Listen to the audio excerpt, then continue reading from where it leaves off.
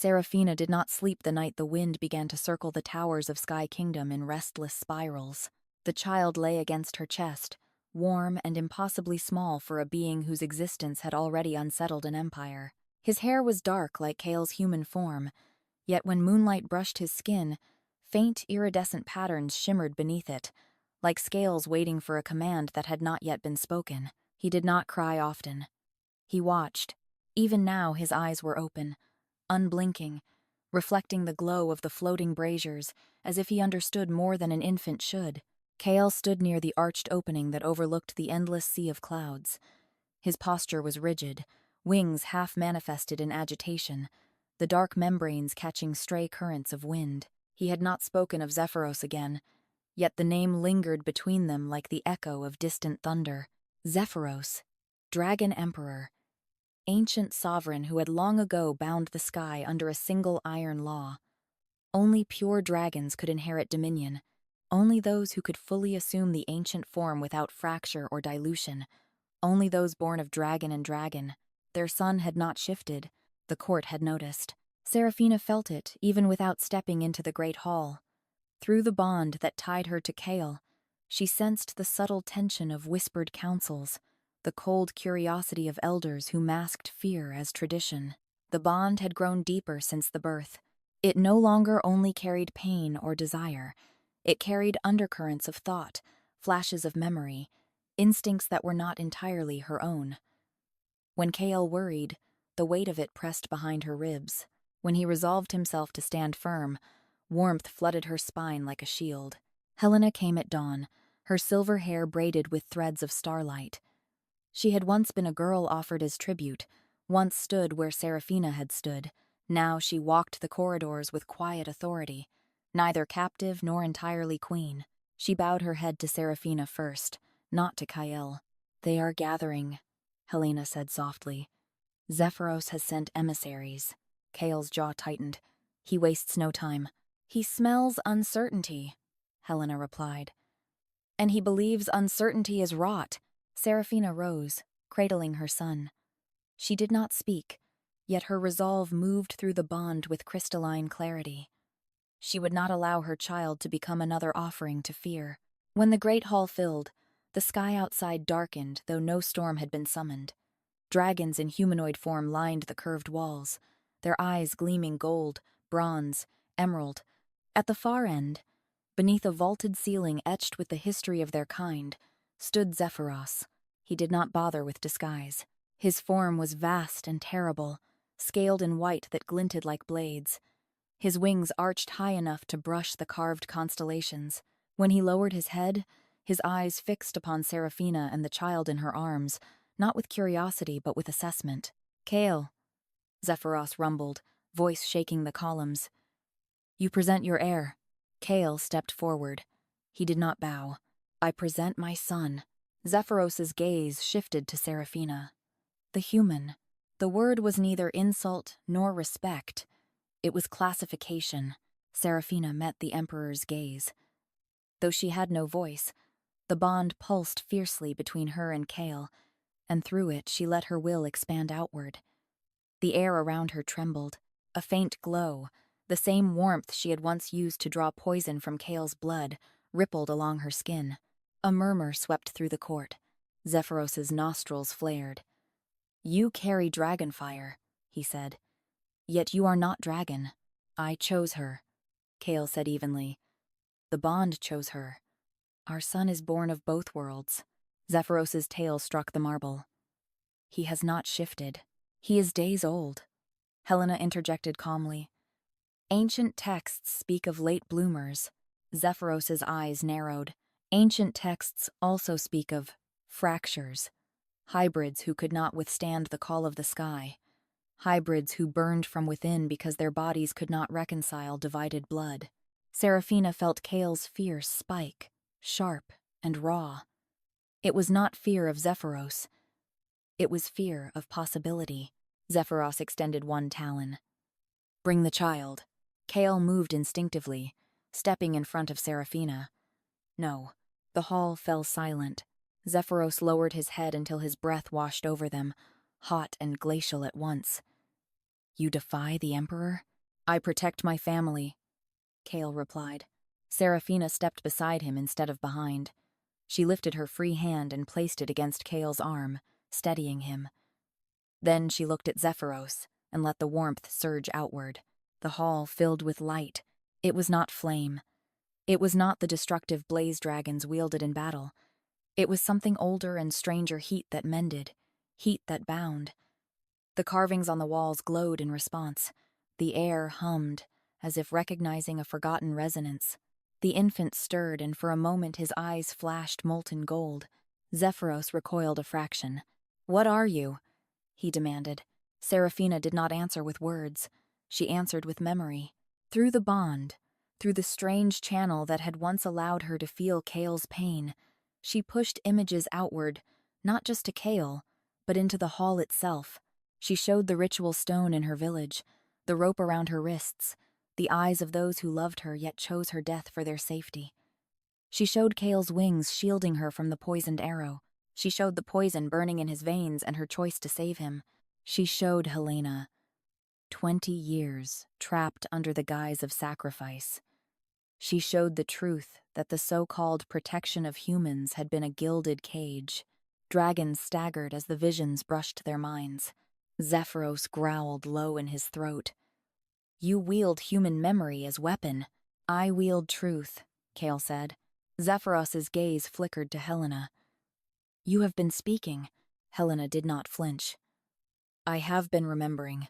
The Emperor rose to his full height. The arrangement with the villages preserved balance. Humans feared and thus stayed contained. Dragons ruled and thus remained unchallenged. You would unravel centuries for sentiment. Not sentiment, Kale replied. Choice. Zephyros's wings snapped outward, stirring a violent wind. Choice breeds chaos. Seraphina felt her son stir again. The warmth in her chest intensified. Without thinking, she pressed her palm to the child's back and let that warmth flow into him. For an instant, scales shimmered across his tiny shoulders. A collective gasp rippled through the hall. The scales vanished. But not before Zephyros saw. He responds. Helena whispered. Zephyros's eyes sharpened. He responds to her. The realization altered the air. It was not weakness that unsettled the Emperor. It was evolution. You would fuse dragon and human, Zephyros said slowly. Erase the line that defines us. The line has always been fear, Helena answered. Zephyros turned away from them, pacing the length of the hall. His claws carved grooves into marble that had endured 1,000 years. If the humans learn that the sacrifices were deception, they will revolt. They deserve truth, Kale said. They will burn the forests and poison the rivers in their hunger, Zephyros retorted. You know their history. Seraphina stepped forward again. She thought of her sister Evangeline, spared at her expense.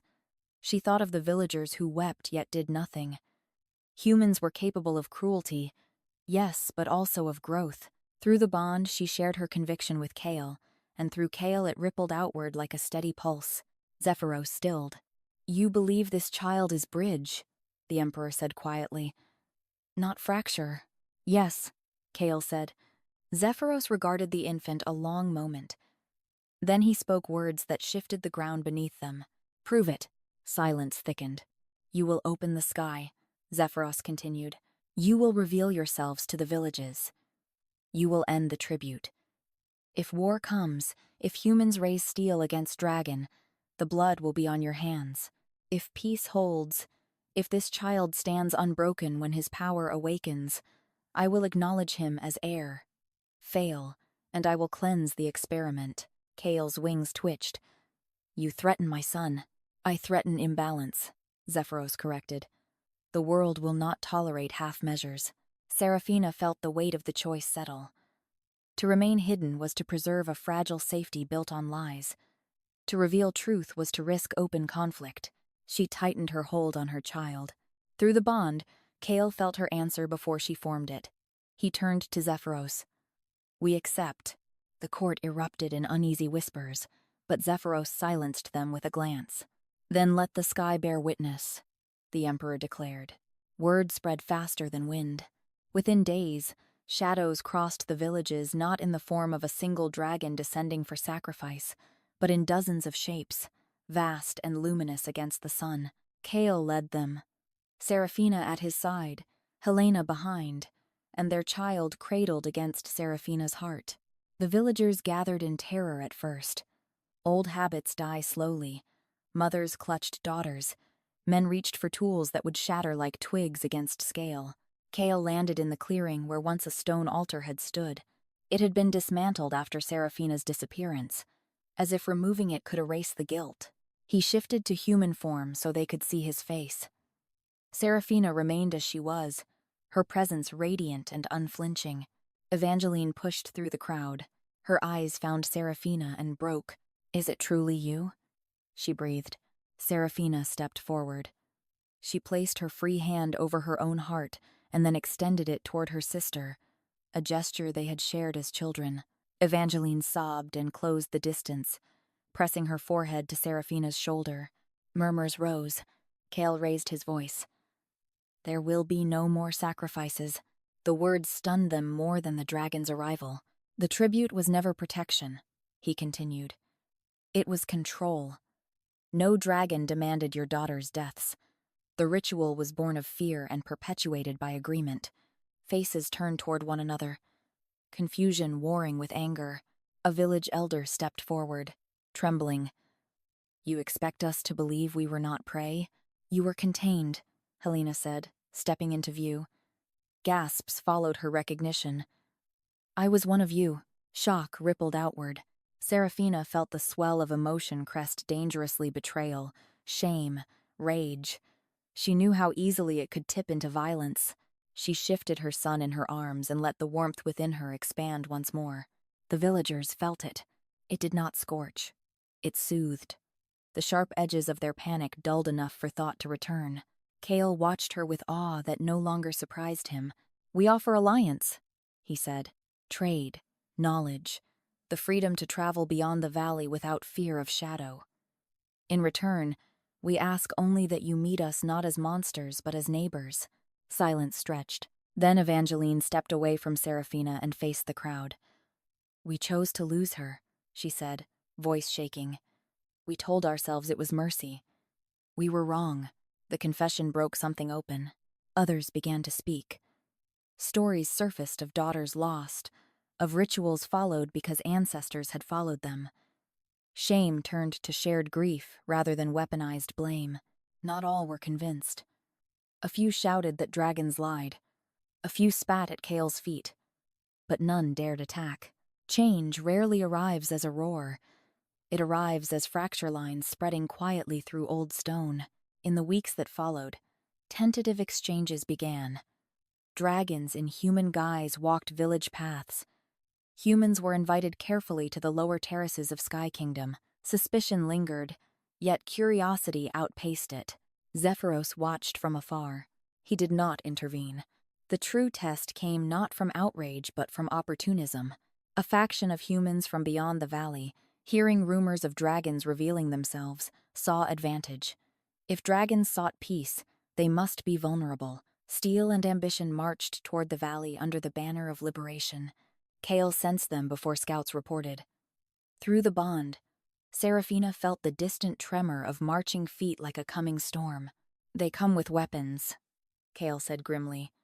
Not to speak, Zephyros appeared without summons, descending upon the highest tower. "Your experiment draws blood," he observed. Seraphina looked down at her son. He was no longer fragile in the same way. Weeks had passed. The shimmer beneath his skin surfaced more frequently. His gaze tracked movement with unnerving focus. Kale faced the Emperor. "If we meet violence with annihilation, we prove their fears correct." "If you do not," Zephyros replied, "they will test your mercy until it breaks." Seraphina stepped forward. She had once stood bound before death. She would not watch another cycle of fear consume both sides. She closed her eyes and reached outward not only to Kale, not only to the dragons in Sky Kingdom, but to the subtle thread that had begun to weave between species since truth was spoken. The warmth inside her expanded beyond comfort. It became beacon, The marching humans felt it first as heat beneath their armor, then as a pull behind their sternums. Confusion slowed their pace. When they crested the ridge and saw dragons arrayed not in attack formation but in stillness, their formation faltered. Kale shifted to dragon form, vast and undeniable, yet he did not unleash flame. Seraphina stepped ahead of him, child in her arms, unguarded. The leader of the human faction raised his sword. "You think to trick us with softness?" Seraphina met his gaze. Through the warmth she carried, she let him feel the echo of the ritual stone, the rope, the abandonment. She let him feel Kale's pain from poison. She let him feel the fragile heartbeat of the child who embodied both sides. The sword trembled. Behind the leader, some soldiers lowered their weapons first. Zephyros watched closely. The leader snarled, trying to shake the sensation. "They are beasts. Then strike me first." Kale's voice boomed across the field. "For I stand between you and them." The challenge hung heavy. The leader hesitated too long. His own men stepped back. Ambition thrives on certainty. Doubt corrodes it. When he finally swung his sword, it was not at Kale but at the air in frustration. The confrontation dissolved, not in glory but in exhaustion. The would-be invaders withdrew, muttering, their cohesion fractured by something they could not name. Zephyros regarded the retreat with narrowed eyes. "You wield influence that is neither dragon nor human," he said to Seraphina. "It is choice," she replied without words, yet he understood. Time passed. Tension did not vanish overnight, but it did not ignite into war. Trade routes formed cautiously. Dragons shared knowledge of weather patterns, teaching farmers to read the sky with greater precision. Humans shared craftsmanship that refined the adornments of Sky Kingdom. Children from both sides grew accustomed to seeing the other not as legend but as presence. Seraphina's son grew as well. On the morning his first year completed, the sky split with a sound like thunder tearing silk. The child stood in the center of the great hall, no longer an infant but a small boy with eyes bright as molten sun. Kale knelt before him, hands steady though his heart pounded. "Do not force it," Kale murmured. Seraphina felt the surge begin inside her son before it manifested. It was not chaotic. It was not the violent fracture Zephyros had warned of. It was harmony. Light burst outward, not blinding but immense. Scales rippled across the boy's skin, yet they did not consume him. Wings unfurled from his back, small yet perfectly formed. He rose a foot above the marble, hovering, laughter bubbling from his throat. He did not lose his human shape. He expanded it. Gasps echoed through the hall. Zephyros stepped forward slowly. The boy looked at him and, without fear, drifted closer. He reached out a tiny clawed hand and touched the Emperor's snout. Warmth flowed. Zephyros stiffened. Memories flooded him, ancient battles, rigid laws forged in eras when survival demanded isolation. He felt the slow erosion of those laws under the weight of centuries. He felt the loneliness of absolute rule, and then he felt the child's unbroken core. Not fracture. Fusion. Zephyros exhaled, a sound like wind over mountain peaks. His immense head lowered until it nearly touched the floor before the boy. "I acknowledge you," the Emperor said, voice resonant and clear. "Heir of a new sky." The court bowed. Kale's breath left him in a rush he had not realized he was holding. Seraphina stepped beside him, tears bright but unshed. The boy settled back into fully human form, stumbling into Seraphina's waiting arms. He laughed again, as if transformation were merely a game. Zephyros turned to the assembly. "The age of fear ends not because it was weak," he declared, "but because it has served its time. We will not cleanse what has proven stronger than division." Helena smiled faintly, satisfaction etched in the lines of her face. In the valleys below, seasons turned without sacrifice. The old altar stone was repurposed into a fountain where children played, dragon and human alike. Evangeline visited Sky Kingdom often, no longer as spared sister but as envoy, her courage forged from past guilt. Those who had once profited from tribute found their influence diminished. Those who had clung to power through secrecy faced the quiet consequence of irrelevance. Law shifted to reflect transparency. Agreements were written and witnessed by both species. Zephyros remained emperor, yet his rule softened into guidance rather than domination. Kael stood beside him, not as rebellious son but as partner in shaping a broader horizon. Seraphina walked the terraces without chains, her silence no longer mistaken for weakness. When disputes arose, it was often her presence that cooled them before flame could spark. She did not need words to remind both sides what unchecked fear had once wrought. Her son grew beneath open skies, learning to fly in forms both scaled and skin-bound. He listened to stories of past mistakes and future possibilities with equal curiosity. The law of cause and effect unfolded not as punishment but as balance. The villages that had once surrendered daughters learned that courage, though late, could still reshape fate. Dragons who had hidden behind intimidation discovered that vulnerability did not erode strength but redefined it. And when storms gathered at the edge of the horizon as storms inevitably do, they no longer faced them alone. Under a sky that belonged to all who dared claim it together, the bond that began in pain matured into foundation.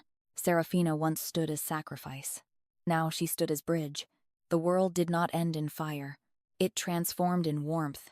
The years that followed the Emperor's acknowledgement did not erase old instincts as easily as they had bent old laws, and that was precisely why the new sky endured, because it learned to hold tension without snapping into violence. Seraphina's son, named Oren, because Helena said the first light of morning had always been the bravest, grew into a child who moved like wind made curious. Some days he was only a boy with ink-dark hair and a laugh that startled birds from the parapets. Other days, the shimmer beneath his skin rose in ripples, and a thin lattice of scales would bloom along his shoulders as naturally as breath. When he wanted the open air, he simply stepped toward it and the air stepped back, making room. When he wanted warmth, the bond-like radiance that lived in Seraphina's blood answered him, not as a chain but as a shared language. Kale watched Oren with pride that never fully stopped resembling awe. He had been raised to believe that dragons were singular, self-contained, and that the greatest strength was never needing anyone, and every time he saw his son hover between forms without pain, he felt the old belief crumble into something better. Yet the same pride carried a blade edge. Oren's existence had become a symbol, and symbols attract worship as easily as they attract hatred. Zephyros did not relinquish the title of emperor, but his throne changed shape. The great hall became less a court and more a council chamber. Human envoys came first trembling, then determined, learning the architecture of dragon politics, while dragons learned the rhythms of human harvest, sickness, and ordinary grief. Agreements were carved not only into stone, but into practice. Shared patrols along mountain passes to deter bandits, shared granaries for winters when cloud storms starved the lower lands of sun, shared rites of mourning when tragedy struck either side. Each partnership made it harder for old propaganda to take root again. Still, there were those who had built their lives on the tribute system, and they did not vanish. They adapted. In the village where Seraphina had been bound, the elder who had once recited the prayer of offering tried to become the loudest voice of repentance. At first, people welcomed it, because guilt prefers to dress itself in spectacle, and he gave them a spectacle of tears and speeches. He donated food. He knelt before Seraphina on the day she returned with Oren and made a great show of begging forgiveness. Seraphina had looked at him quietly, then lifted her hand and placed it over his heart for a brief moment. The warmth in her palm did not soothe him as it soothed others. It pried, gently but inexorably, at the truth inside him. His pupils had dilated, his mouth had opened as if to speak and found no breath. The village watched him stagger back, his elaborate performance collapsing into silence. That night, the same elder slipped away, taking with him a ledger of old trade routes and a pouch of coins he had skimmed for years from tribute collections. He fled toward the northern passes, where smugglers had once transported offerings and lies with equal ease. Cause and effect did not always arrive with lightning. Sometimes it arrived as a long walk into a storm. A cloud front rolled over the mountains 3 days later, thick and heavy, a rare phenomenon that turned the pass into a white maze.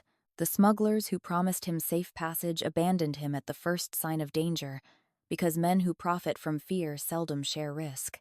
He wandered until his legs gave out, and in the emptiness of snow and wind, there was no crowd to impress.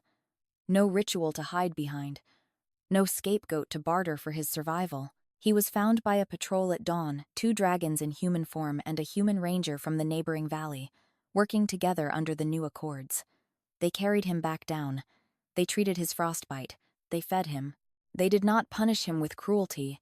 They punished him with the one thing he had never offered sincerely: accountability.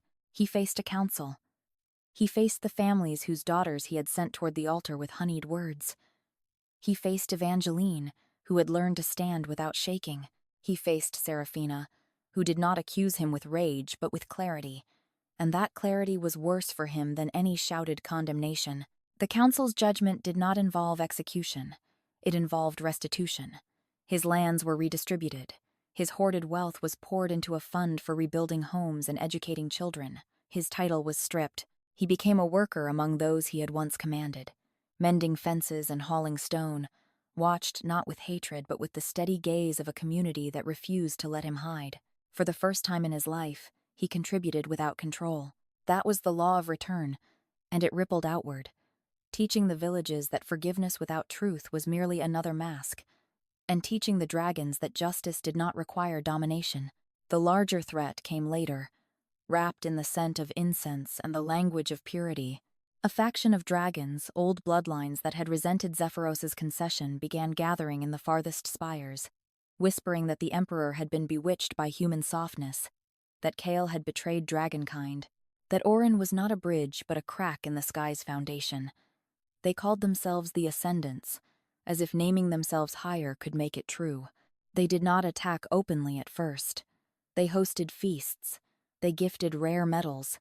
They praised Zephyros while undermining him, praising Kale while questioning him, praising Seraphina as useful while quietly calling her an infection. Their poison was social before it was physical. Helena warned Seraphina one evening as they walked the terraces, the clouds beneath them turning copper in sunset. "They cannot argue with what they have seen," Helena said, "so they will argue with what people feel." Seraphina's hand rested on the stone railing. Orin ran ahead, chasing a ribbon of wind that twined around his wrists like a playful serpent. He was laughing, and every laugh was a reminder that fear was not destiny. Kyle arrived with a furrow in his brow, and news threaded with tension. "They want a trial," he said. "A public one. They claim it's tradition. They claim it will strengthen unity." Zephyros, who had joined them in silence, looked older in the fading light. "They want a stage," he said.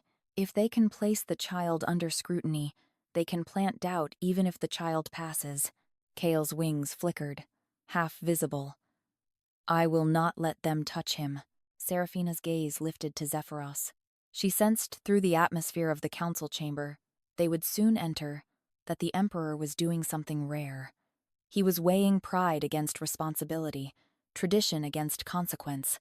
"You promised proof," Zephyros said, voice low, "and proof has been given. But proof can be forgotten if it is not ritualized. The Ascendants understand that. We must outmaneuver them using the same rules they worship." Kale's jaw clenched. "You want to put my son on display." "I want to remove their weapon," Zephyros corrected. "If we refuse, they will call it cowardice. If we accept on our terms, we turn their theater into our foundation." Seraphina closed her eyes briefly. Through the bond, she sent Kale the steadiness she had found in the moment she chose to save him in the cave, the moment she chose to keep her child despite fear, the moment she stood before villagers with nothing but truth. She did not like the idea of a trial, but she understood something the Ascendants did not. Fear loses power when it is dragged into light. When she opened her eyes, she nodded. Kale exhaled slowly, then nodded as well, because he trusted her more than he trusted his own rage. The trial was announced as a rite of sky and blood, an ancient ceremonial test meant to measure a dragon heir's harmony with the sky's magic. The Ascendants expected Orin to fail because he did not fit their definitions. They expected chaos, pain, perhaps even death. They expected a spectacle they could weaponize. They did not expect Seraphina. On the day of the rite, the great hall overflowed. Dragons lined every tier. Human envoys were present too, invited deliberately because the new era would not be decided behind closed doors. Zephyros sat on the high dais. Kale stood below him, Seraphina at his side, Orin between them. Orin looked up at the swirling sigils carved into the ceiling and smiled as if it were all a festival. The ascendant leader, a dragon named Valor whose scales were a dark green so deep they looked almost black, stepped forward. "By tradition," Valor proclaimed, "the heir must call the sky and answer the sky. If he is true dragon, the sky will recognize him. If he is not," Zephyros's gaze sharpened. "Mind your tongue." Valor dipped his head with a veneer of respect. "If he is unfit, the sky will reject him." Orin's small hand slipped into Seraphina's. He looked not frightened, but attentive, as if listening to music only he could hear. The rite began. Ancient pillars rose from the floor, each etched with dragon script. Wind gathered in the hall, circling the pillars. The air grew thin and bright, humming with power. Orin stepped forward. At first he did what Kael had taught him. Breathe, listen, do not force.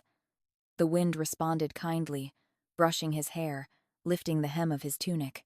A faint sheen of scales appeared along his arms, delicate as frost. Valor's eyes narrowed. "He leans on human warmth," he sneered, loud enough for others to hear. "Without her, he is nothing." The words were meant to plant a seed. They landed in the hall like a splinter. Kael's wings snapped half open in anger. Seraphina did not move. Instead, she stepped away from Orin. A ripple of surprise went through the crowd.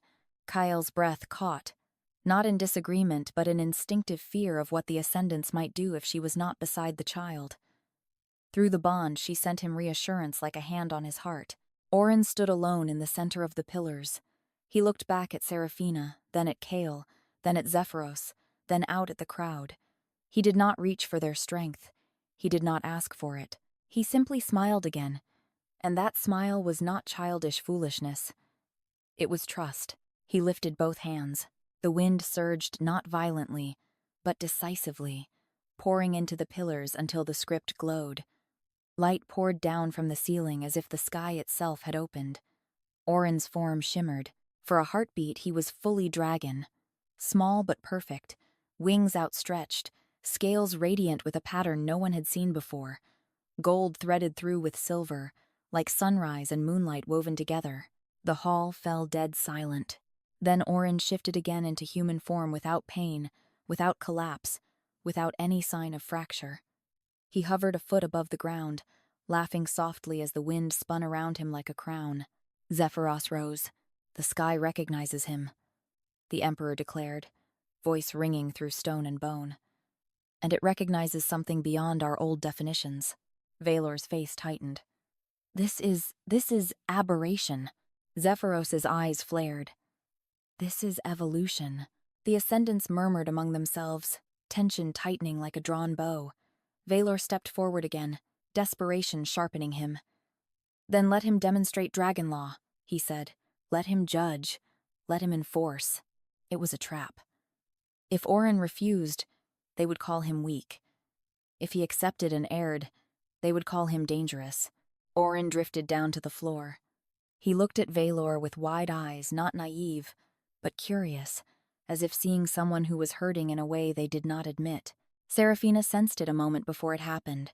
The warmth in her blood pulsed, not outward as a soothing wave, but inward as a focused thread.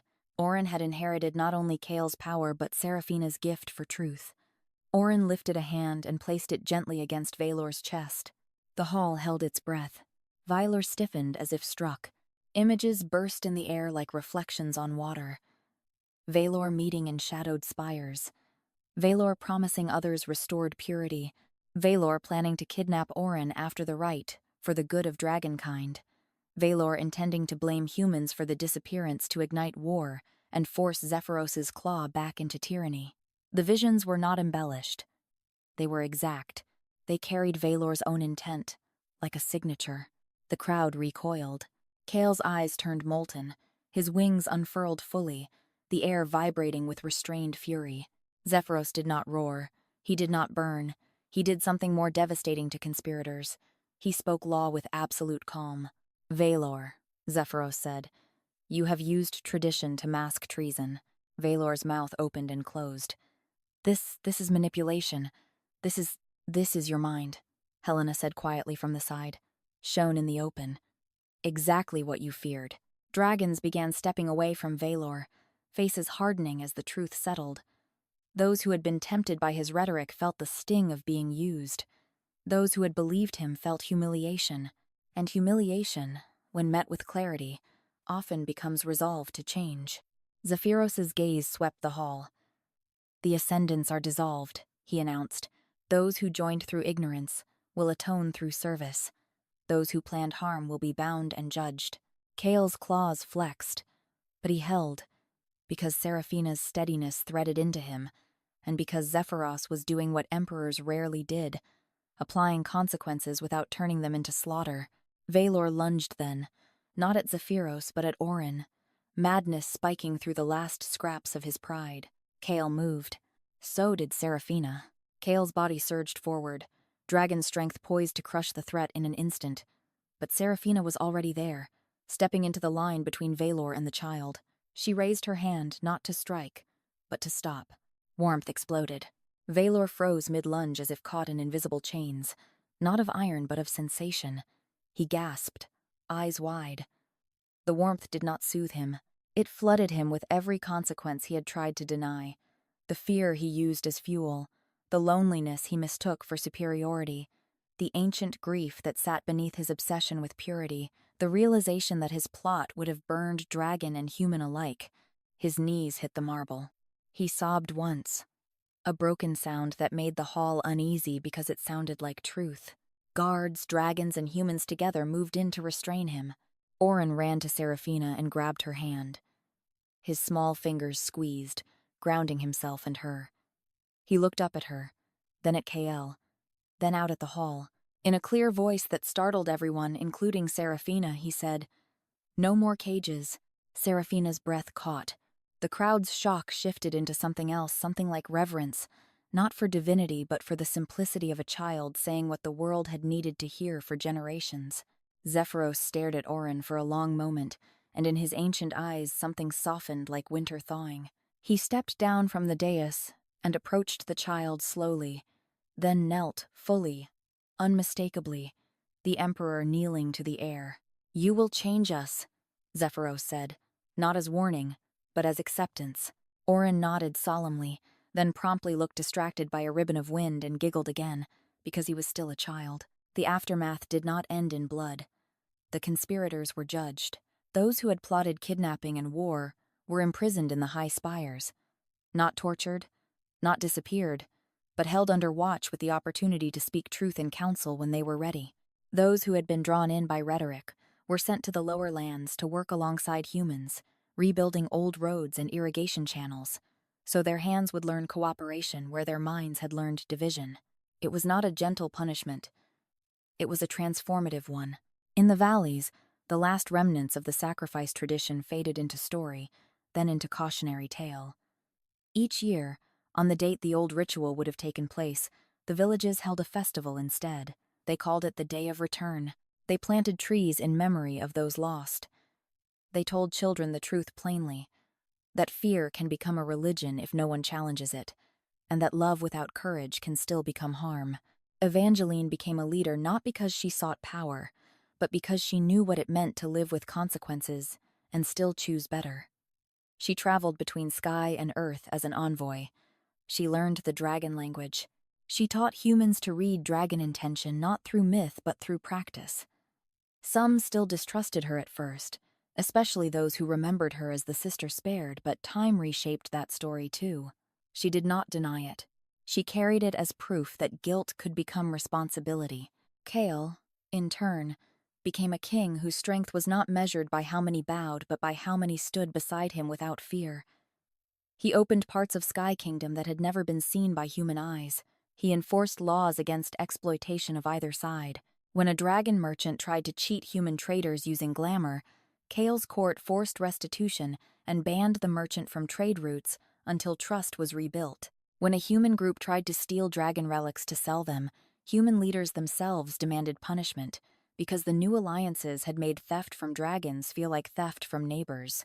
The law of cause and effect became a shared culture instead of a whispered threat. And Seraphina, once silent in a village that treated her as disposable, became a kind of anchor the world revolved around without fully noticing, not because she sought glory, but because she understood something rulers often forgot, that power without listening is just another cage. She still did not speak, but she no longer needed to. The bond with Kale carried her intent like music. Her hands, her gaze, her presence, these became language that both species learned to read. In council, when arguments grew heated, she would place her palm against the council table and let a low wave of warmth spread. It reminded everyone of shared blood, shared breath, shared vulnerability. It did not force agreement. It made cruelty harder. One evening, years later, Seraphina stood on the highest terrace with Kale beside her and Orin between them. Older now, tall for his age, eyes bright with questions. Below them, the cloud sea rolled like an endless ocean, reflecting the first stars. Orin leaned forward, looking down toward the tiny lights of villages far beneath. "Do they still hate us?" he asked. Kale's jaw tightened reflexively, the old scar of fear still there. Seraphina's hand rested on Orin's shoulder. She sent him an answer not through the bond, but through the way her warmth rose gently, steady and honest. Some would always fear what was different. Some would always try to turn fear into control. But the world had learned to answer fear with truth and consequences, not with sacrifices and silence. Kale spoke softly, voice rough with emotion. "Some will," he admitted, "but most will learn.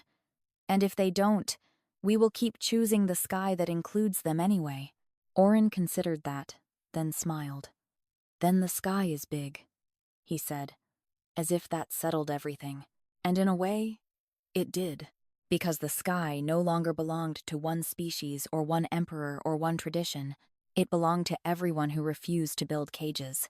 Years later, when Zephyros finally stepped down, choosing rest not because he was defeated, but because he was ready, he did so in full view of both dragons and humans.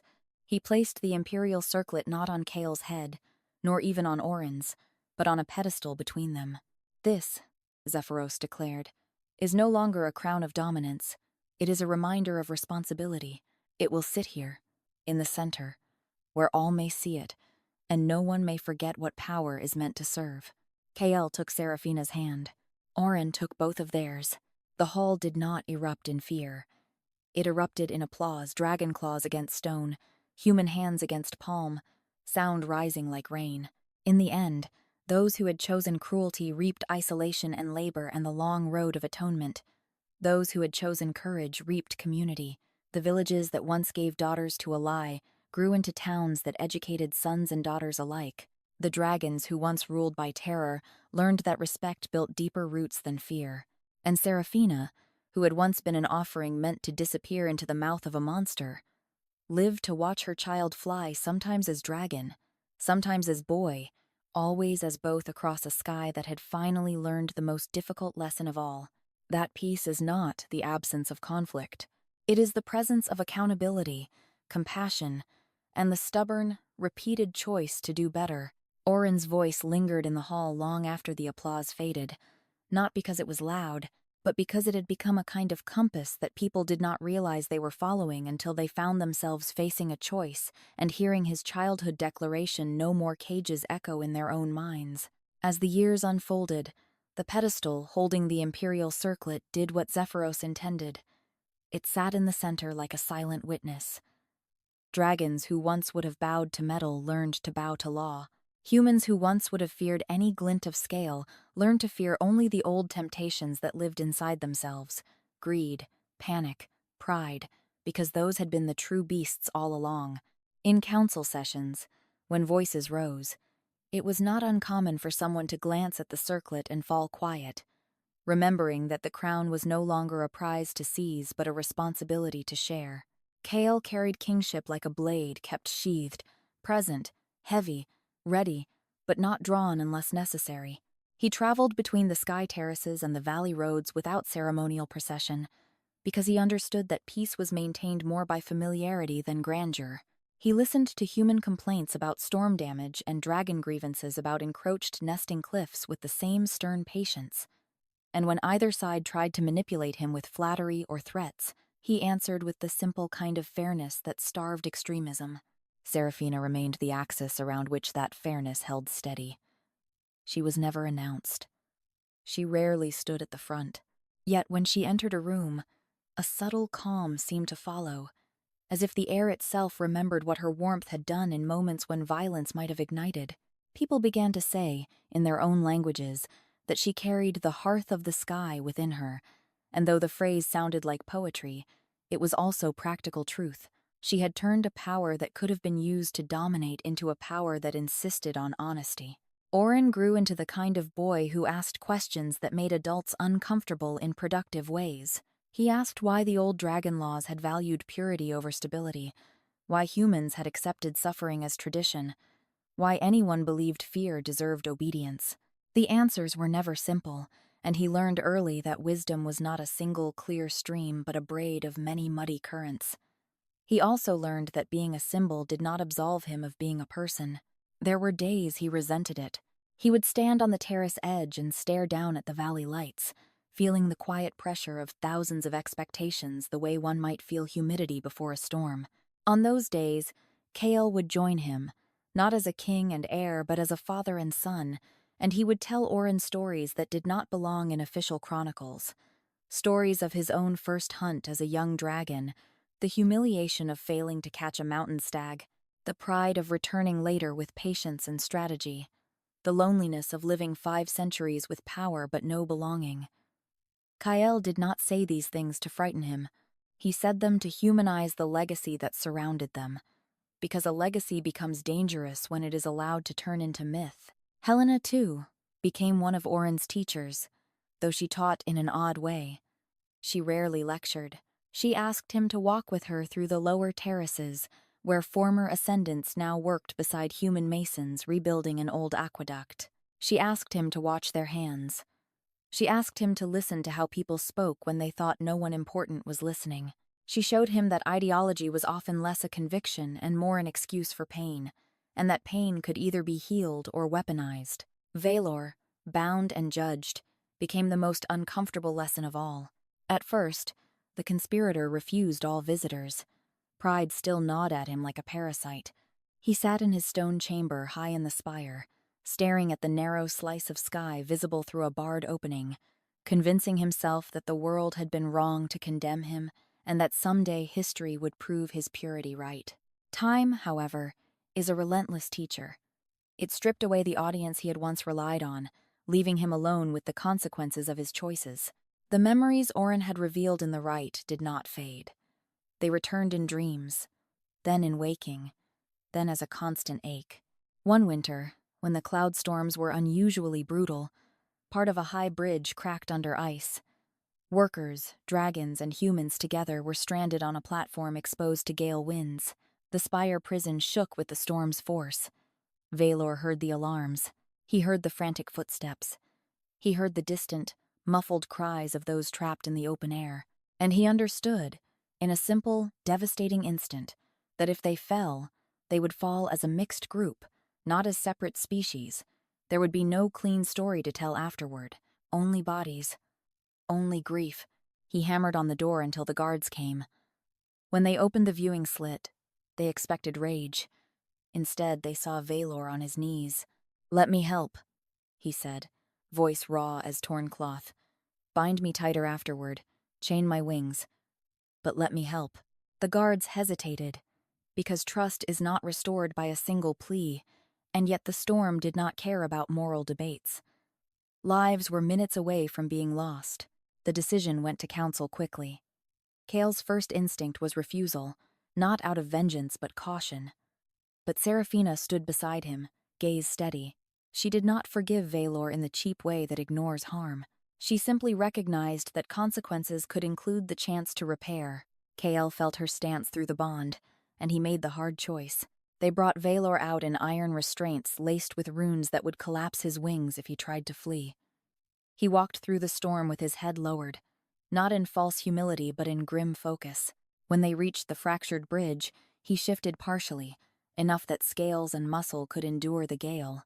He anchored himself against the platform and extended his weight like a living brace, while others hauled ropes, lashed beams, and guided the stranded workers to safety.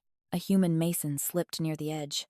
Valor caught him by the wrist, claws scraping stone for purchase. The mason looked up at the dragon who had once planned war and saw, for a heartbeat, only a creature straining to prevent a fall. Afterward, Valor did not ask for praise. He allowed the guards to lead him back. But the story traveled anyway. It traveled because people recognized something important. Even those who had tried to build cages could learn to dismantle them if they were forced to live inside their own lies long enough to understand the suffocation. Valor's punishment changed. He was not freed, but he was assigned labor. Rebuilding the very structures that connected sky and valley, it was a public atonement, not a performance. Because he could not hide behind speeches. He had to show change with calloused hands. That was how the new era handled its darkest shadows. Not by pretending they did not exist, and not by burning them indiscriminately, but by forcing them into accountability that either reshaped them or exhausted them. Oren watched all of it with the sharp, quiet attention of someone who was learning to become more than a child. By the time he reached his 15th year, his transformation had stabilized into something unprecedented. He could become dragon fully, larger now, wings strong enough to ride the highest currents, scales luminous with that gold-silver weave. He could shift back with ease, not collapsing, not splitting. Yet what startled even Zephyros, now retired but still watching from his high sanctuary, was not the shifting itself. It was Oren's ability to share his inner steadiness outward, not by force, by resonance. When conflicts flared, his presence seemed to slow them, like a hand on a racing pulse. It was as if he inherited Seraphina's warmth and Kale's sky call and fused them into something that reminded others of themselves, of their better potential. That gift could have been used to manipulate. Oren chose not to. He tested himself often, pushing against his own power like someone testing the edge of a blade to avoid cutting by accident. He asked Helena how leaders become tyrants without noticing. Helena answered, "They begin by believing their intention makes them righteous. Then they stop listening to consequences." He asked Kale how kings keep their families safe without becoming monsters. Kale answered, "By remembering that safety gained through cruelty is borrowed time. It always demands interest later." He asked Seraphina, silently, what it meant to be strong without being loud. She answered by taking him to the valley where the old altar had once stood, now a fountain, and pointing to the children playing there, some with eyes that flashed gold, some with ordinary brown, all laughing the same. She placed her hand in the fountain water and let warmth ripple outward, not changing the water, only making it feel like comfort. Her message was simple. Strength is what allows others to live without fear. Oren carried that message into the first true crisis of his adolescence. It began with sickness. In the lower valleys, a fever swept through a cluster of villages. It was not new in the way that plagues are sometimes new, born from distant trade, but it behaved differently. It struck quickly, leaving people weak, breathless, skin burning, eyes glassy. Healers tried herbs. Dragons offered their ancient remedies, resins and mineral tonics gathered from cloud cliffs. Nothing slowed it. Panic rose. Panic always looks for someone to blame. Some humans whispered that dragon presence had poisoned the air. Some dragons muttered that humans had brought rot into sacred sky currents. Old instincts, dormant but not dead, twitched awake. Kale wanted to shut the gates of Sky Kingdom to prevent the fever from reaching the terraces. It was the protective reflex of a father and king, but Seraphina stood in the healing ward where the first sick were brought up for care, and she felt something in the fever that did not match ordinary disease. She placed her palm on a child's forehead and let her warmth sink inward. What she sensed was not just illness, it was imbalance, an unnatural twisting, like poison in Kale's blood long ago, but woven into the body's own fire. Someone had made this. Someone had engineered fear into flesh. The realization hit Kale through the bond like a cold spear. Zephyros, summoned from his sanctuary, arrived with a storm of wings and a face like carved stone. "This is an attack," he said. "Subtle, designed to fracture trust." Helena's eyes narrowed. "The ascendants are dissolved," she reminded. "But ideology does not dissolve. It relocates." Kale's gaze sharpened. "To where?" They found the clue not in dragon spires, but in human markets. A vendor in the valley sold sky salt charms that promised protection from dragon wrath. The charms were made from glittering crystals that seemed harmless, pretty. Mothers hung them over cradles. Farmers carried them in pockets. They were everywhere in the afflicted villages. Oren held one in his palm and closed his eyes. The charm pulsed faintly. It carried a thread of dragon magic, old, twisted, corrupted. Valor, brought in under guard when the charm's signature was analyzed, stared at it with horror. "This is not mine," he rasped. This is the old craft. The forbidden craft." Zephyros's eyes narrowed. "Blood binding." Oren opened his eyes. "Someone wants humans to blame dragons," he said quietly. "Or wants dragons to withdraw so humans turn on each other. Either way, they want cages back." Kale's claws flexed. "Who?" Seraphina did not answer with a name. She answered with direction. She took Oren into the healing ward and placed his hand over the fevered child's chest, guiding him the way she had once guided warmth into Kale's poisoned veins. Oren hesitated, sensing the dangerous twist in the illness. Seraphina nodded, telling him through touch that he was not alone. He let his inner resonance expand. Warmth spread, not heat that burned, but heat that remembered the body's original pattern. The child's breathing eased. The fever loosened its grip. The room exhaled as one. Oren stumbled, not from pain but from effort. Kale caught him before he fell, and through the bond, Seraphina felt Kale's fierce pride and fear interlace. Oren had healed not with a potion, but with the same principles Seraphina had embodied since the cave. Restore. Do not dominate. They spent days moving from bed to bed, Seraphina and Oren working in tandem. Where Seraphina's warmth was precise, Oren's resonance was expansive. Together they pulled the twisted magic out like threads from a wound. Dragons brought clean water and built quarantine wards without walls, using wind currents to carry fresh air through crowded rooms. Humans, seeing dragons labor without demanding tribute, began to shift again, the old suspicions loosening under the simple weight of evidence. Meanwhile, Kale, Helena, and Zephyros traced the source of the charms. The vendor was found dead before questioning poisoned. A silent message. That meant the true architect was careful, powerful, and willing to sacrifice pawns, the same pattern that had sustained the old tribute system. They followed shipments backward through hidden routes until they reached a remote monastery carved into a cliffside, a place where, long ago, dragon scholars had studied forbidden crafts. Inside, they found a circle of dragons and humans together, not allied in peace, but united in resentment. Exiles, bitter merchants, disgraced bloodlines, a handful of human zealots who could not accept that their world had changed without their permission. At their center stood a woman with hair like ash and eyes like a winter river. She was human, but the air around her smelled faintly of dragon fire. Helena recognized her first. "Mara," she whispered. You were a child when I was taken." Mara smiled. "I was a child when you disappeared," she corrected. "And I grew up listening to my mother wail every year. I grew up hearing that dragons stole daughters. Then you returned and told us it was all a lie. Do you know what that did to people like my mother? It did not free her. It shattered her." Kale's voice was controlled. "So you engineered a fever to recreate the fear." Mara's expression did not shift. "I engineered a reminder. People need certainty. They cannot live in ambiguity. Your peace is a fog. My fear is clear." Zephyros stepped forward, ancient power tightening the air. "You used blood binding," he rumbled. "A craft forbidden because it corrupts the weave between life and sky." Mara lifted her hand. The crystals around her glowed. "Forbidden by emperors who wanted monopoly on power," she said. "I learned what you hid." Kale's wings flared. "This ends now." Mara's smile sharpened. You think you can end consequences? Seraphina was not present in the monastery, yet her influence was there through Oren's healing.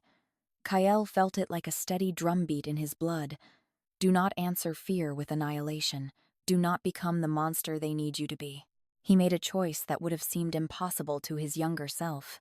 Stop, Kael said, not as plea, but command. If you continue, you will kill innocents, not as symbol, as bodies, real bodies. Mara's eyes flickered, a crack in her certainty. Helena stepped forward. Your mother's grief is real, she said softly. But grief does not justify creating more grief. Mara's hand trembled. Zephyros's gaze bored into her. Your craft will rebound, he warned. Bloodbinding always demands payment. If you do not stop it, it will consume you. Mara laughed, but it sounded strained. Let it. Kael sensed then what Seraphina had sensed in the fever. Imbalance. Corruption. The blood-binding was not only in the charms, it was in Mara herself, stitched into her veins, eating at her from the inside. She had made herself a vessel for the forbidden craft so she could control it. She was already paying. Kael could have killed her. Zephyros could have reduced the monastery to ash. Instead, Kael did something that turned the moment. He opened the bond not with Seraphina directly, but with the principle she embodied, and let a wave of truth ripple outward. Not illusions, not threats. Truth. The faces of the fevered children, the exhausted healers, the dragons carrying water, the humans rebuilding roads, the new world that was imperfect but real. He let Mara feel it. Mara staggered as if struck. Her certainty wavered. Outside, far away, Oren paused mid-healing. His head lifted. He felt it too, the monastery's thread of corrupted magic like a knot in the sky. He reached instinctively toward it. Seraphina caught his wrist gently and shook her head. Not yet, her touch said. Not with anger. Not as weapon. Oren swallowed and steadied himself, then continued healing, because the most powerful rebellion against fear is refusing to abandon the suffering it tries to create. Back in the monastery, Mara's breath hitched. The corruption in her veins surged in response to her doubt, punishing her, because bloodbinding hates hesitation. She fell to one knee, clutching her chest. Zephyros's eyes sharpened. It takes you now, he said, not with triumph, but with grim recognition. Mara looked up, eyes wild. Then let it take me and take you with me, she gasped, reaching for the crystals. Kael moved faster than thought. He did not strike her. He grabbed the central crystal and slammed his palm against it, channeling his dragonfire not as flame but as pressure, shattering the structure of the binding. The crystal cracked. A shockwave rippled. The exiles screamed as the magic recoiled through the network of charms spread across villages and wards, looking for somewhere to land. That was the moment Oren felt from afar like a sudden drop in air pressure. Seraphina stood, eyes widening. She understood instantly. If the rebound was not guided, it would rip through the sick like a second illness, worse than the first.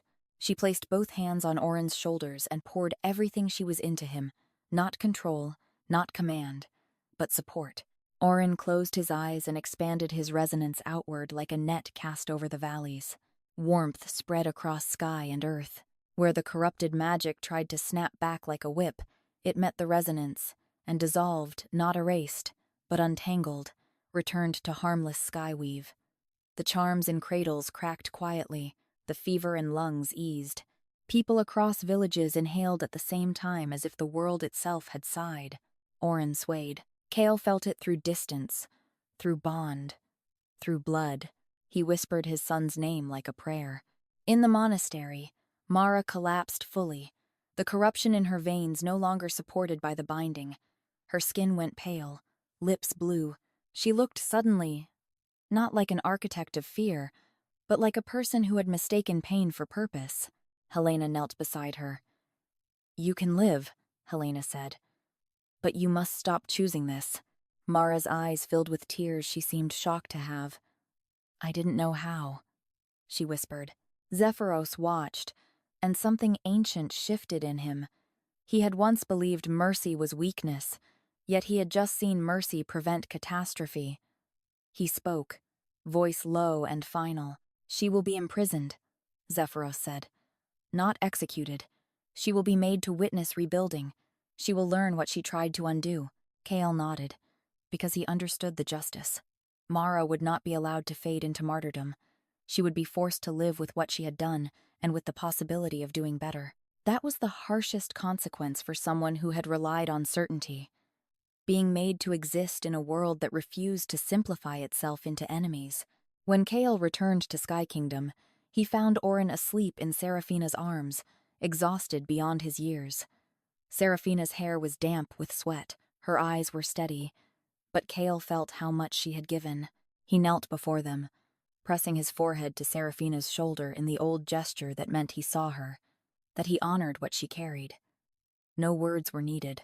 The bond pulsed between them, filled with gratitude and grief for what might have been lost, and relief for what had been saved.